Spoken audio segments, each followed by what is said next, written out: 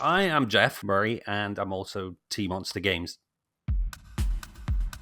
I'm from Ottawa, which is on Ontario in Canada, and you might notice it's not a Canadian accent. I'm actually originally from the northwest of England, near Liverpool, the other side of the Mersey.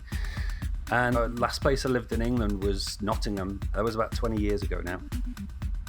I'm a Leo, which I used to think meant that I was supposed to be some sort of, big leader, and I was supposed to be bold and loud.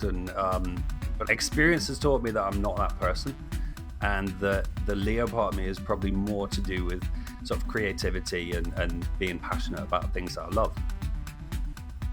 My ideal Sunday afternoon is probably watching World Rally Championship on TV. I'm a big WRC fan. I'm really quite obsessed with rally and driving. If I'm not doing that, then I'm spending time with the family, and my family are super important. They're my best friends, and I think they're the best sort of humans on the planet. So I like spending time with my family. Workers can go riots.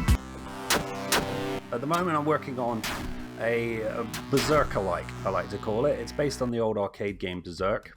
Destroy the shield. Destroy the security server. It's set in an office, and you have these crazy corporate robots telling you to get back to work and die for the economy and whatnot. You have to escape. I very much see games as this sort of like organic thing, where it's a two-way kind of communication between me and the game. And if we don't fit together, then that's a project that I just have to shelve. And maybe in 6 months or 12 months, I'll come back to it and it will start gelling, it will start working.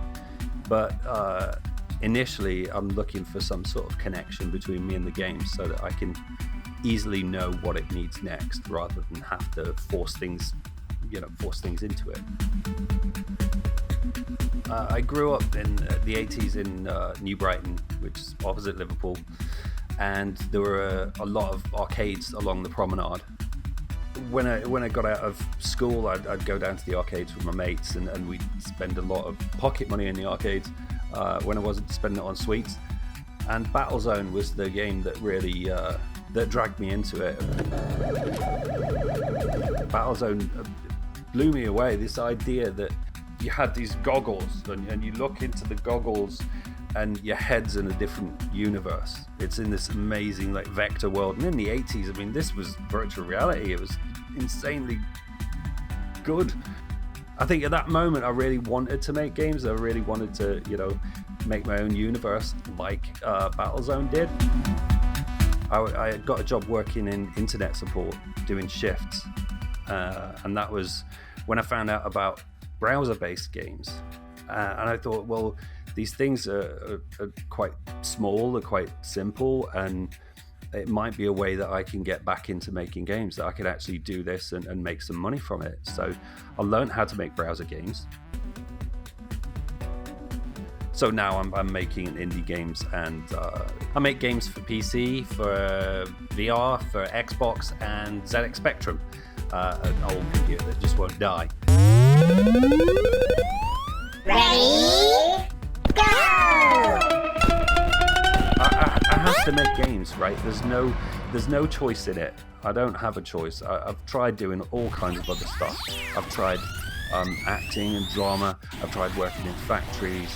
I've worked in offices. I've done all kinds of different jobs, but nothing gives me the same satisfaction.